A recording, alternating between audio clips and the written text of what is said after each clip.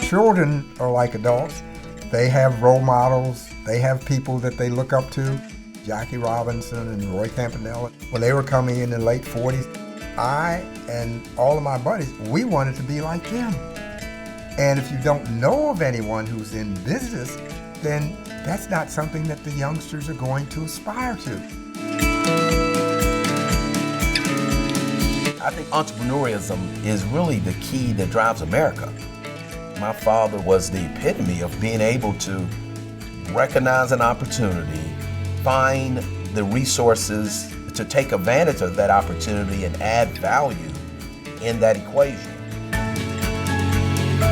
As he would like to say, if you really want to control your own destiny, entrepreneurship is the ultimate way to do that.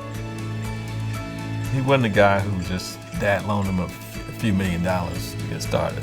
He's an entrepreneur's entrepreneur, man. So anybody who wanted to have their own, he was that guy who gave us hope that it can be done. And it carries us a long way. It carries me. The importance of a film like this is to expose folks who look like me to a guy named Herman Russell that they may not know of, but created something from nothing to something great. Atlanta without an H.J., I don't know what that looks like. I don't think I want to know what that looks like.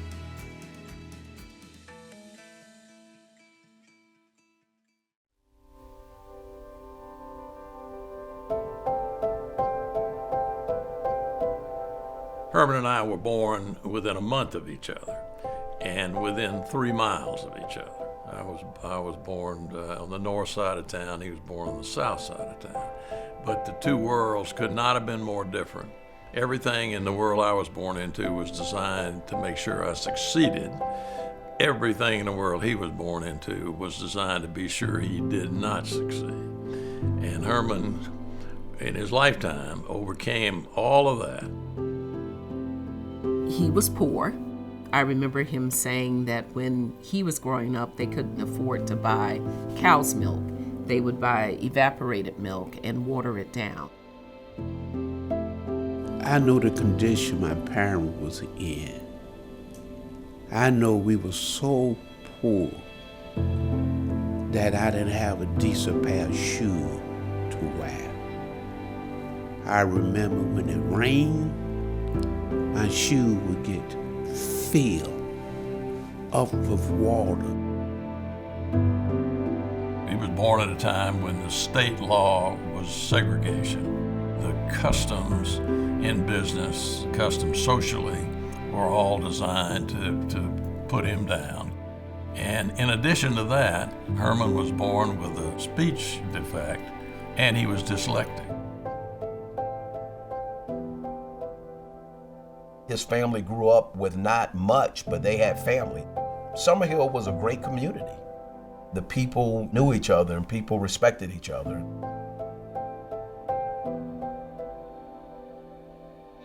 A community in my heart is a place that you live, place that you fellowship in, an area that you share, you give love to one another. You are concerned about your neighbor kid.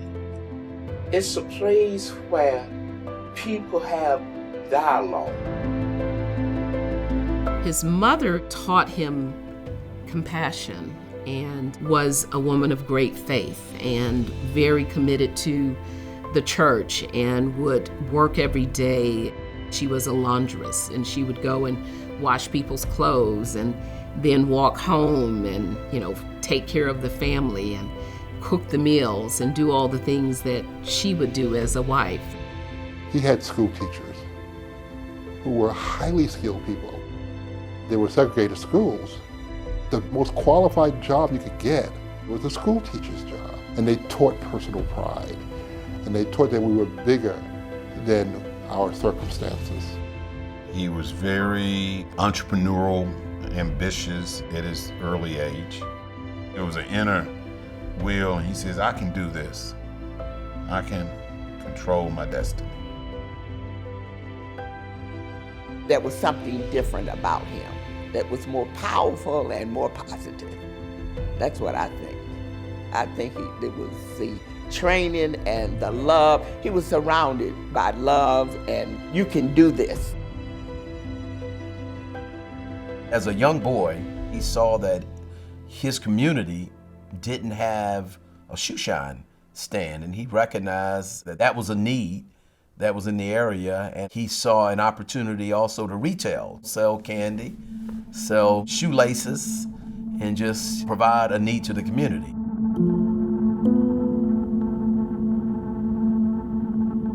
His father told him, well, Herman, you know, you got to have a permit. It was a little vacant lot or whatever, and he was going to build this little shed to shine the shoes. And he got one of his brothers to walk with him down there. So the brother walked with him all the way till they got to the courthouse. But then when it time to go in, the brother wouldn't go in. But Herman determined he went on in by himself. Can you visualize the little black boy standing in line, and then finally, and look how cruel people are, and finally they said, boy, what you want, boy? He's nervous and he's stammering, but he eventually gets out the point that he wants to start a shoe shine stand in his Summer Hill neighborhood. And the alderman just kind of looked at him and laughed and said, little nigger, you don't need to start a shoe shine business, or you need to just go home. And the others in the crowd laughed at him. He and his brother take the many-mile trip back home after that council hearing, and he knew that that was a turning point for him because he was going to do the shoe shine stand anyway. He put up his shoe shine stand and his Coca-Cola box. And actually, he made enough money as a 14, 15-year-old to buy a lot across the street from his house for $150, he said. And in his spare time, because his father was a contractor, he got leftover stuff from his father's contracting business, and he built a house on it. And he used that house to rent, to pay his way to Tuskegee to college, to get a degree as a contractor. And so he's an amazing sort of fellow to take a stuttering handicap and turn it into a college degree. Believe it or not, I was one of the best shoe shiners that you have ever seen.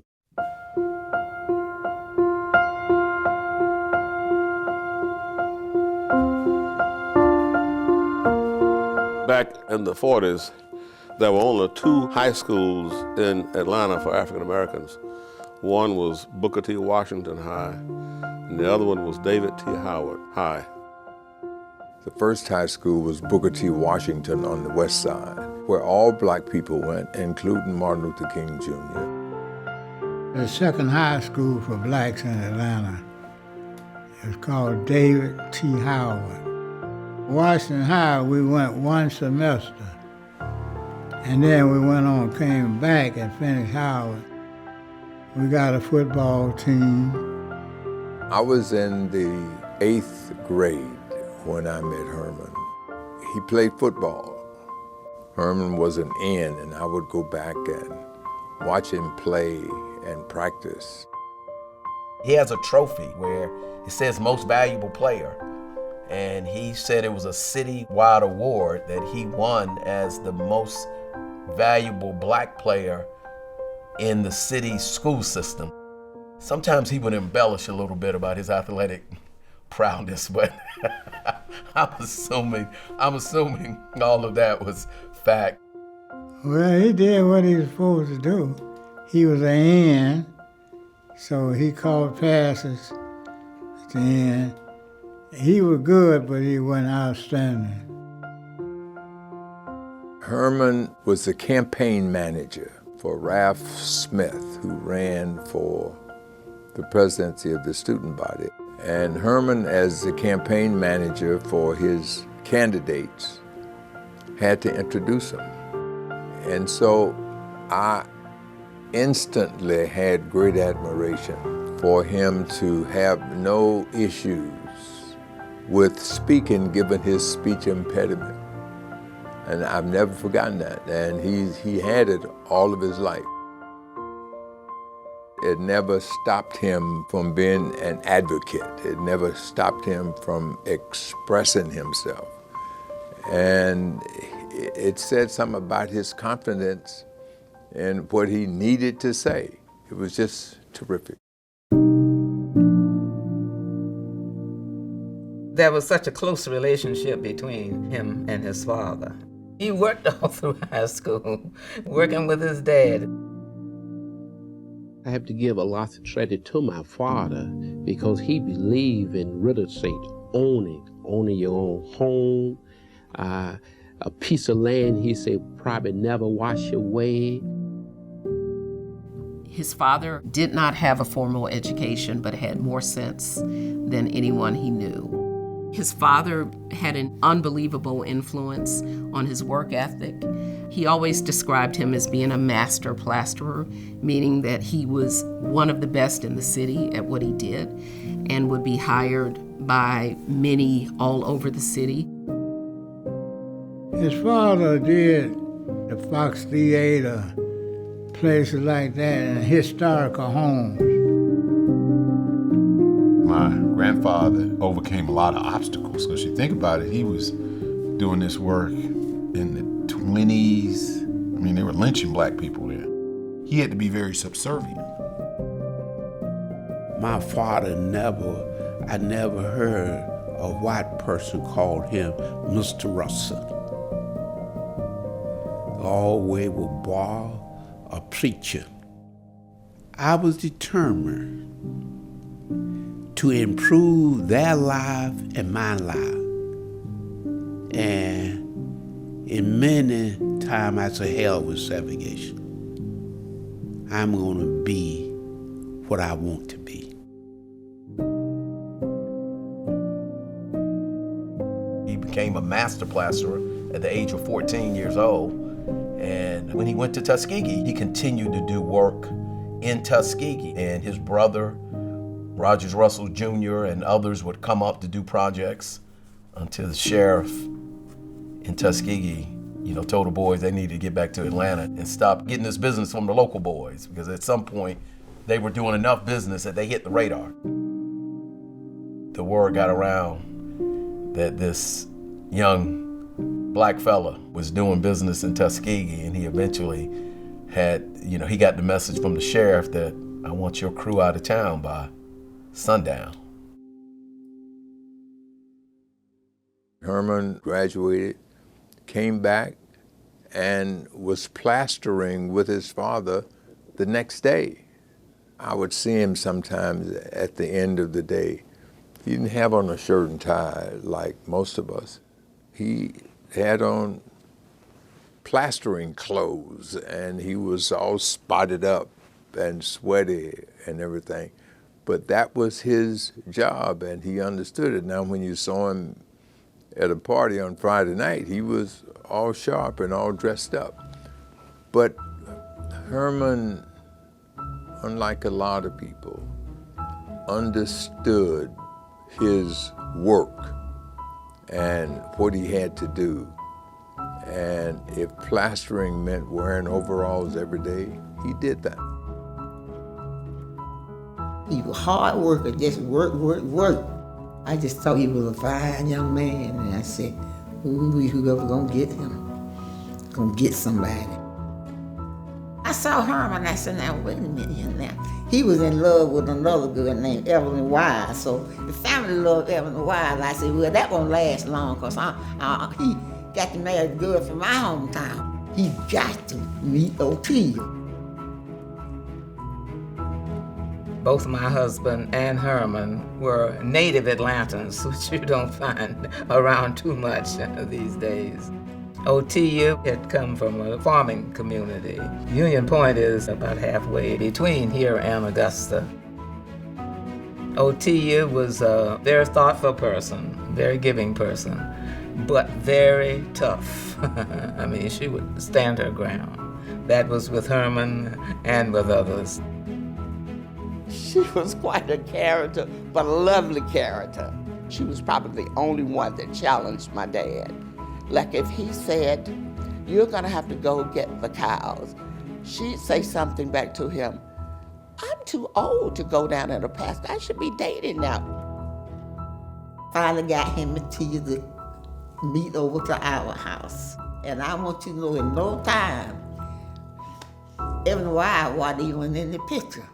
Because that country girl had thrown his head and he couldn't help from getting close to her. She was a beautiful girl, built up and pretty with long hair. And they got in love and they had a family. Otia was the glue that held that family together. See, because Herman just did his business and whatever, but when he came home, he was not the king of the roost. He ran his business, but she ran the household. It was very clear when he stepped across that doorstep that there was a new boss in the house, and it was Otelia Hackney Russell. I would rather honestly my father deal with me on issues than my mother, because she did not play. Initially, Herman worked. I mean, he physically worked with his hands in terms of doing jobs. At the end of the day, she sort of pulled things together to make sure that the deals that he had made, the promises he had made, and the money he had collected and so on, that they were adequately cared for and put in the right place. She would suggest things to him, and in many instances just simply tell him that this is what, needs to happen here. And she always had his dinner warm when he came home from those plastering jobs and so on. She was there to make sure that he had a decent meal. She was a very strong person and an excellent helpmate, I would say. I remember hearing Herman say how fortunate he was to have a marriage that was as wonderful as he and Otia.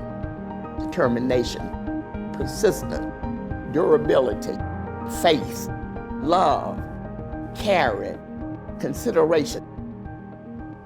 That's how their love was.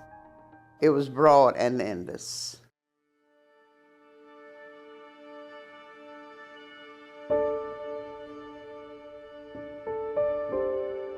It was the 1943 gubernatorial campaign, the primary. And I'm sitting with my father at 8 years old, listening to WSB radio, and Eugene Talmadge comes on. And he says, "This is your governor, Eugene Talmadge. I am running for re-election. I have 2 planks in my platform, niggers and roads. I'm against the first and for the second." Herman Russell's involvement in the civil rights movement is very significant, though very quiet. We focus on the charismatic leaders, direct action demonstrations. But when you think about the organizational structure of the civil rights movement, who's actually paying for the legal fees? Who's paying for the legal representation? Who's bailing the students out? Who's paying for the offices and the rental space? He was a part of the strategic planning with Martin Luther King and his lieutenants. He and Martin Luther King had a pact that Herman would continue to grow his business and have economic success, and he would play a role in helping to make the civil rights movement continue by making sure that the leaders could get bailed out of jail. Herman, from the very beginning, was always there as a resource. When Martin wanted to relax, he went to Herman's, swam, ate good food, and Herman Russell provided that sanctuary for him.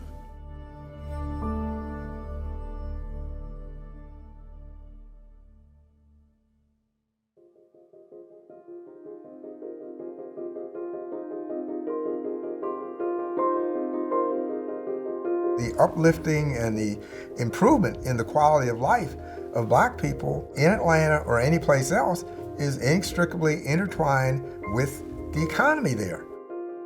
In the struggle to create an open society for all of God's children, he was an economic generator, that he produced jobs. And that is just so very meaningful.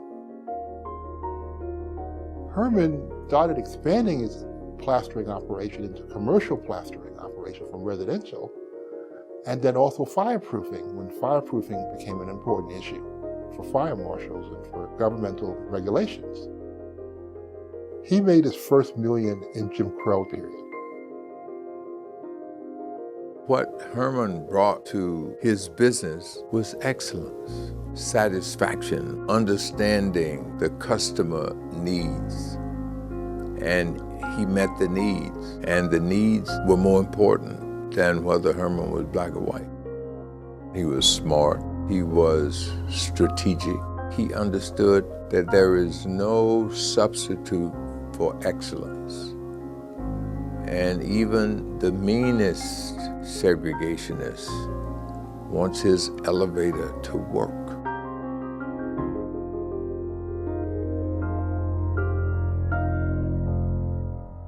As a young person, it would be difficult for someone to understand that anybody couldn't walk into any town, any county in the state of Georgia and put your greenback dollar down and buy what you'd like to buy.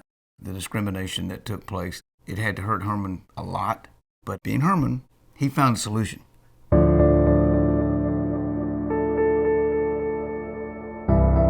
The chapter in the book, that's one of my favorite chapters, is My Brother from Another Mother, or that's what he and Mr. Coughlin would say. We grew up with Mr. Coughlin. We knew him as the real estate guy. We knew that he and my father were close. His wife, Georgia, and my mother were close. They would come over our house. At that time, HUD was expanding their program on affordable housing. Herman told Jim, he said, I need to buy property for HUD projects. And he proposed that they go in together, and Jim would go out and find the land, and he would just tell people he was honest. He said, I'm representing a client in Atlanta who's interested in buying this property. What we did say and could say that Herman was black. And if they didn't ask anything, he didn't say anything. Mr. Coughlin, before he passed, told me a story. They were in Americus, Georgia. He said they found out that he was representing a black man. He said he had to get out of there. He said they would come to get him. So he said he had a couple of those. We did. We got out of there quickly and safely. Herman appreciated that Jim, he was kind of at risk. Frankly, a lot of those of us who have enjoyed a certain degree of success, we've all had to do things like that in one form or other. Some years ago, I had a friend who was a law professor, and I had him front a couple of deals for me that I was not able to do without having a white face there in charge of it. If that's what it took to get the job done, then you do that. They'd never met a black man that had that type of money that could come in and make that type of investment. Herman Russell had a way where there was no animosity. It was nothing but love in that man. Good book says, treat people how you want to be treated. And if we all lived that way, we'd all be better off. The one thing that I've learned since I was a kid is that anger is not a helpful emotion.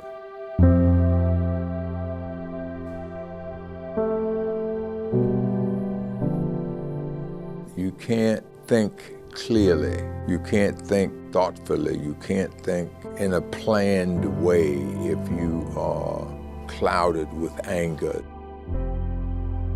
You can't let things that go wrong distract you from your goal. And Herman was a master at that. And so he played a very, very important role. Atlanta Action Forum was a group of black and white business leaders in the city. And the ground rules were you closed the door and you talked about what was on your mind. There was no PC. You just said it, whatever it was you were concerned about. Herman was a key member of that. Every once a month, we would have a dialogue for about 2 or 3 hours and talk about how we can improve the quality of life for people in this great city. The idea was to put in place a group of relationships that can be called upon when needed to deal with issues, and indeed, we did just that. We got to know each other very, very well, and out of that grew some real lasting friendships. Very often, the whole thing that's a bar to friendship is ignorance. It still remained that they live in one side of town and the blacks live in another. But they would make things work because they could agree on things and get together. There was no riots, outright burnings and looting and all that, and nothing like that ever happened in Atlanta. He was able to garner the respect of the community, the black community, the white community, the Asian community, the Hispanic community. We had a very divided society. In many ways, we still do. But Herman would throw parties back then, way before he and I ever met, and he would have blacks and whites there. He just really loved people, and it didn't matter to him what their background was, what their color was. All race got some prejudice, you know, and you grow out of it, and that's good. That's good. We all got to find ways to work together. I ask the Lord that every night before I go to bed, Lord, able me to have a clean heart, clear my mind, and clear my heart. The Lord don't say that lack no person. He said love one another. He had been taught to love the Lord, and with a clean heart, you can forgive people.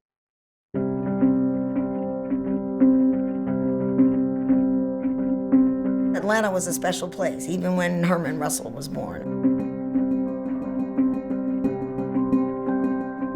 The people who lived in Atlanta right after the Civil War made a determination that Atlanta was going to rise out of the ashes.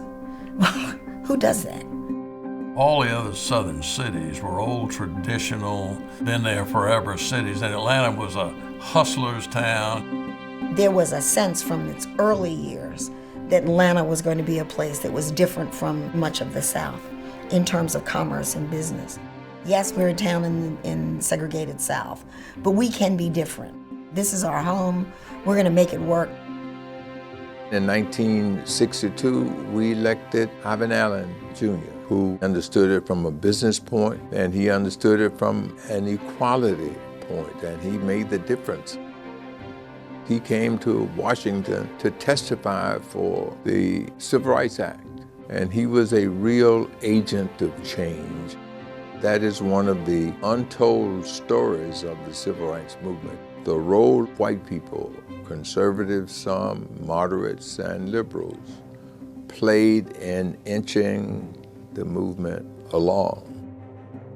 Some of us thought he was taking a big risk, that he would kill his political career.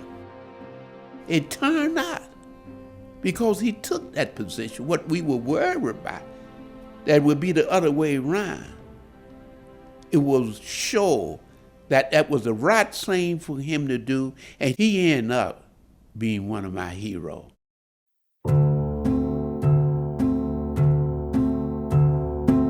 When the moment came when the mayor of Atlanta became an African American for the first time, that was a seismic event in Atlanta. The Coca-Cola Company was the company that stepped up and created the Atlanta Covenant, it used to be called, where, okay, the economic power in the city is still in the hands of whites, And the political power is now in the hands of African Americans. And the thing to do is to build a partnership to make that work. Maynard Jackson insisted that 25% of each contract that the government let be done by a minority, a person of an opposite race. There was also an ordinance that said that if a black company got a contract with the city, it had to have a partner that was 25% white. For some Atlantans, he was moving too fast. But you had individuals who believed in building downtown Atlanta, having Atlanta remain as this commercial epicenter, and they wanted to create change. These individuals, like John Portman, worked with black contractors like H.G. Russell. And they said, we can build this city, and we can share the wealth, and we could all win. There was a thirst among a lot of whites for a means by which they could move this nut forward. And Herman, early on, provided that opportunity. So did Jesse Hill. That partnership between Mr. Russell and Mr. Hill really came to the forefront because they would be able to build and help folks, and he was able in some instances to finance or insure them. They worked in tandem because of their personal relationship and because of their joint desire to see the black business community thrive and grow and become a central part of the economy of Atlanta. The reason why Atlanta Life existed was because blacks were not able to get insurance. And so Mr. Herndon had the vision to form this company and became one of the largest in the country. They became friends. They talked every day about business, civic, community, etc. They literally carried on that way for 30 plus years. They became business partners in concessions. They supported each other. They were leaders. They brought other people into the network. It was unique to Atlanta, and then they took it national.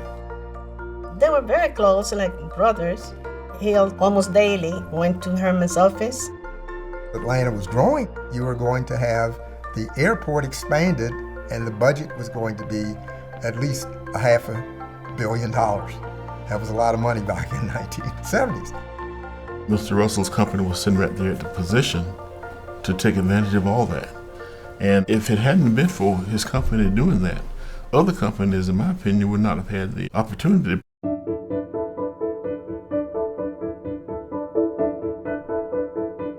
Our company had the general contract to build Colony Square, which was much bigger than anything we had ever built before. So we were kind of gulping at what we had to do. And when our bids came in from drywall contractors, the low bid which was a huge subcontract on this huge project, was from the H.C. Russell Company. I had heard of them. I was aware that it was a minority company. And I felt like we were in so deep, I was looking for companies that were bigger than we were to help us as subcontractors, and his was not one of them. But we checked him out, and everything came back good in terms of their performance. So we gave him the job and got started, and I was worried originally about having him keep up with us. What I quickly found out was that our problem with Herman Russell was staying out of his way. It was just marvelous to see how he did it and how strong he was as a hands-on manager. It was later when Delta put us together as general contractor joint venture partners that we really got together. We became personal friends, and after a while, our friendship was much more part of the whole relationship than our business was.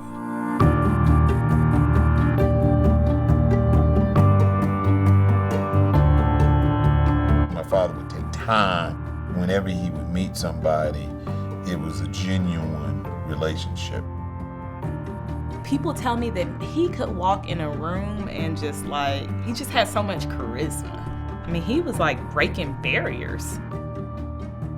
Mr. Russell was critical for Atlanta at the time that we needed that. He was changing minds, impacting lives, and really helping to create the foundation of this Atlanta that's too busy to hate. He has a warm smile. He looks right at you when he talks. The South was changing, but it was still very difficult.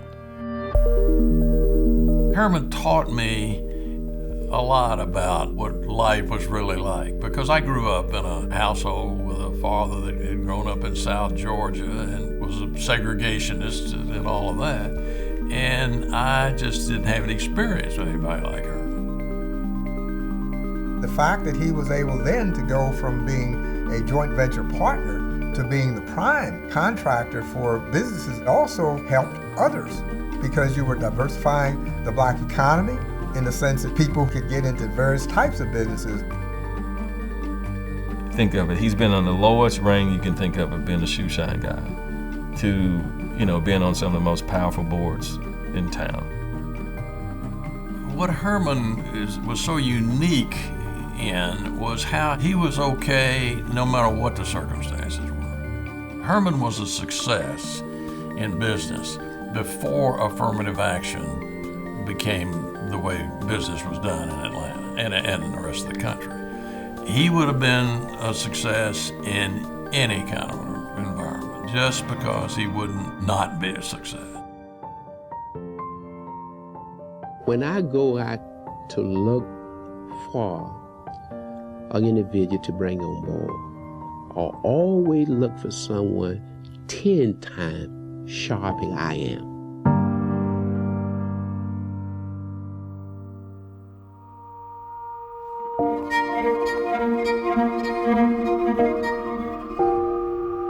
Herman was an activator, a motivator, an educator.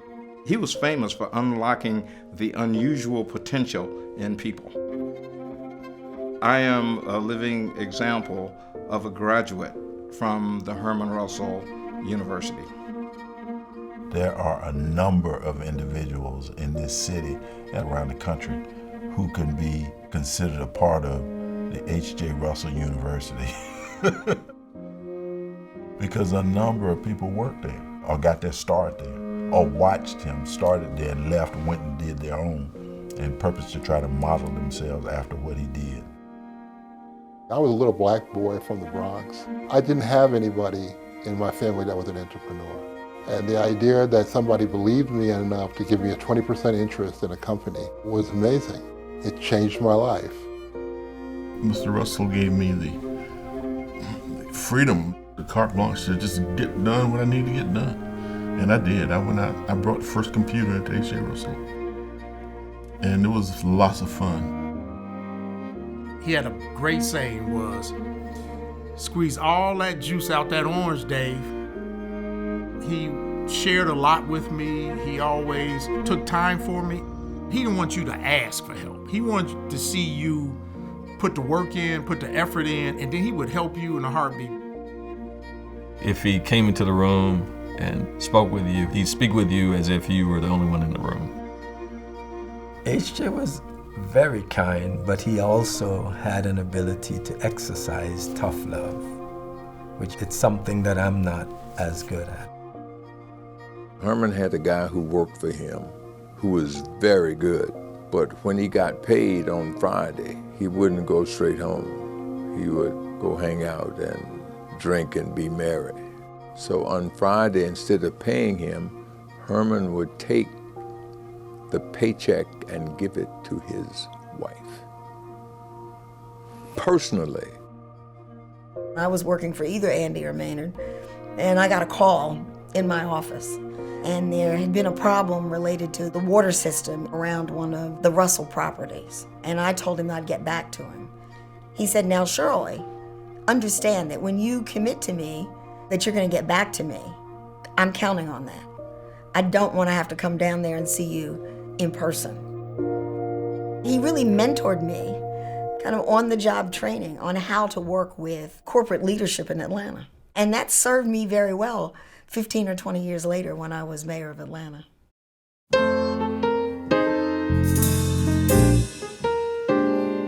I was not well off in my childhood, and so I have very simple tastes.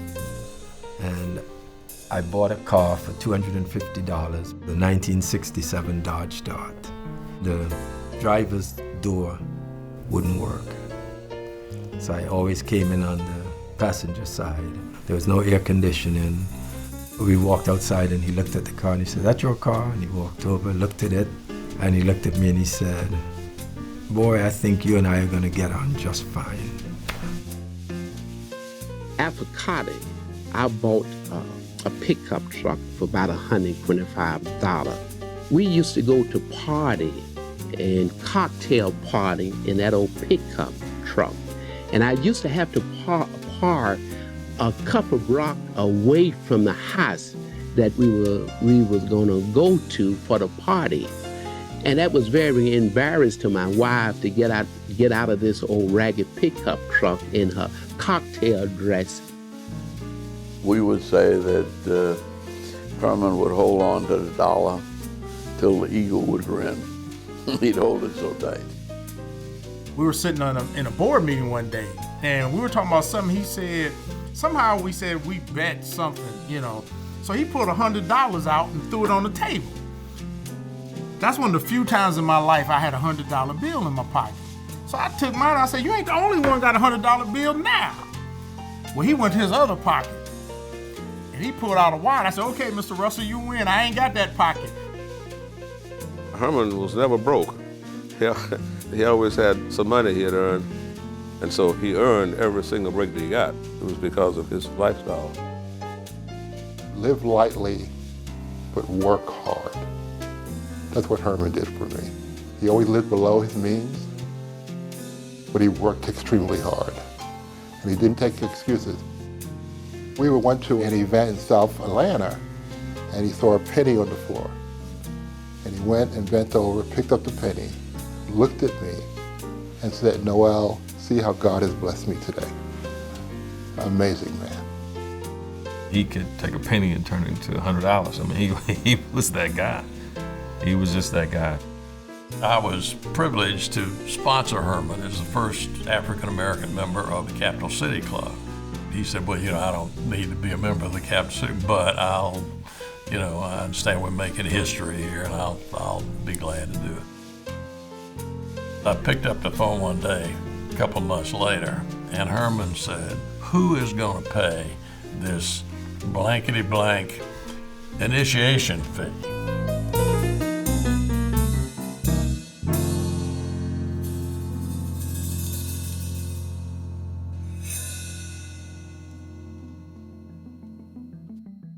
Herman was a real dealer, so you had to really have your act together in dealing with him. Otherwise, you could lose your shirt.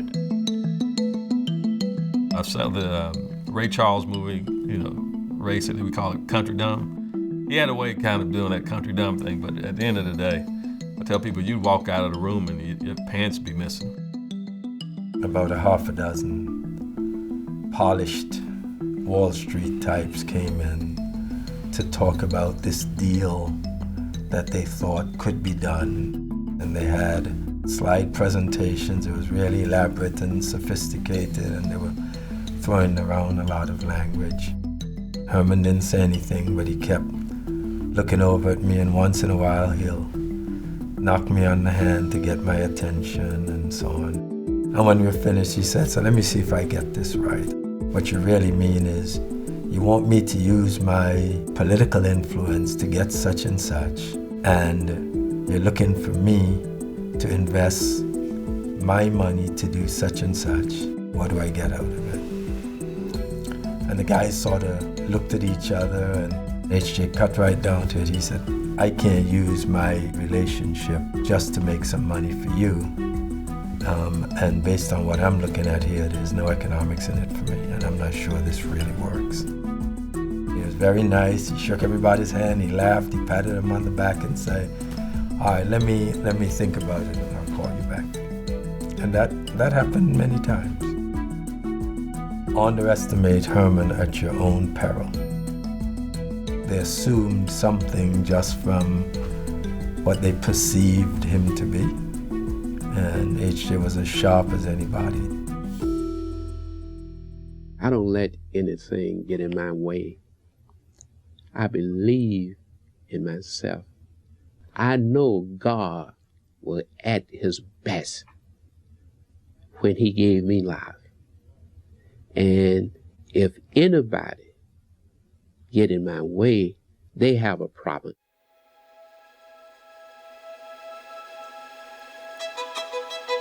I don't care where you went to school.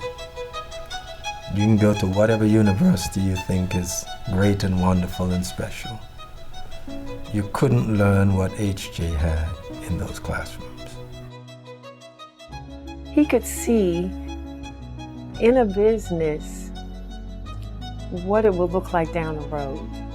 And I mean, that's magical. And as Michael would say, his dad could see around corners. Not many of us can see around corners. In the early 80s, Herman was systematically buying up parcels that may have become vacant, and he would acquire and acquire and acquire, and he did that over many, many years. So it's not just a boom, here it is. He actually always had a long view. Who knew all this was happening in this market off of Northside Drive now, with the $1 billion stadium up the street, and when it was just shotgun houses and all this kind of stuff. There's a ton of property in this area that it's got his thumbprint on it. He would always say, this is going to be part of downtown, and look where we are. How did he know? I don't know how he knew. He had a gift. I mean, it was a gift. There's no other way to say it. He could see and visualize opportunities where others couldn't. And he would just dare to step into the space, which I love. I absolutely love. He knew how to merge business, politics, family, community. He knew how to pull all of that together. And in the end, what you see is the result of the H.J. Russell Company and its conglomerate of everything that it's doing.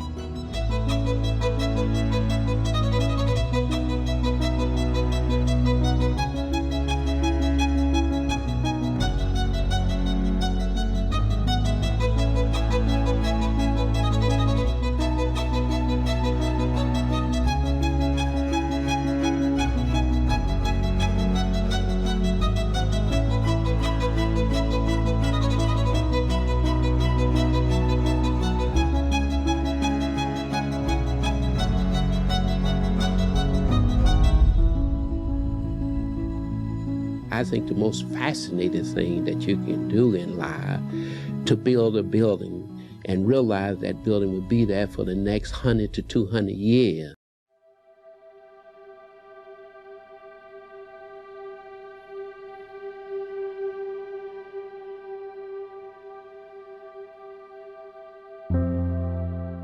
The ultimate tribute to Herman Russell is that his two boys and his daughter are carrying the baton that he passed off to them when he died. They are running the business. Herman's brick and mortar legacy is there to be seen. I mean, that's out there and that'll always be there. And this new venture that his family is undertaking to create this incubator for entrepreneurship is Herman Russell all over again. And that'll be very successful too. It presents some property today that we did not have back in the days that I was coming up in summer here. The need of the people is much greater today than it was when I was coming up as a kid. So we all got to get busy. We all got to get involved. It's so important. RCIE's Russell Center for Innovation and Entrepreneurship. It's a nonprofit that we started as a family. 504 Fair Street, it's old H.J. Russell headquarters located in Castleberry Hill, right along Northside Drive and Fair Street.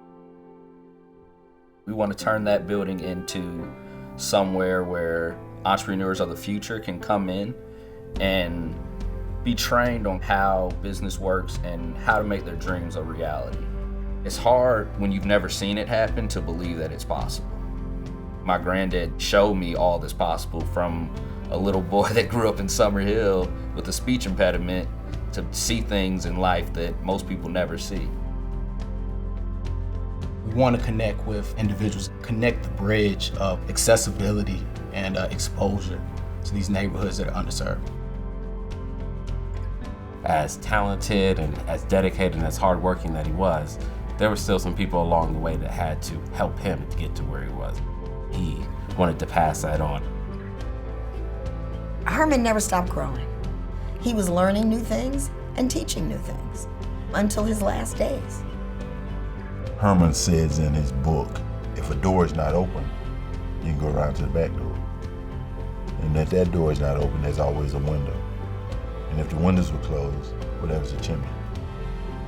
Over the course of his life, he saw the Civil Rights Act passed, he saw the Voting Rights Act passed, he saw fair housing passed, he saw minority and female business programs adopted locally and nationally.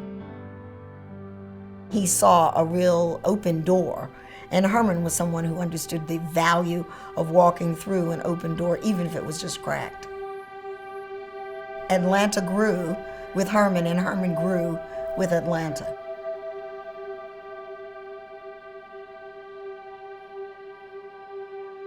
You really got to ask yourself, what I want to do in life. You need to equip yourself for that. You need to work hard at it. Get a good education. Work hard. Burn the midnight hour. Be honest to yourself and others. Also, keep in mind that you have an obligation to give back to society. That is very important. And you got to love what you do. You got to love it. That's the best high that you can get when it comes from a heart, mind, and soul. And if you do those things, I have no doubt about it that you're going to reach your goal.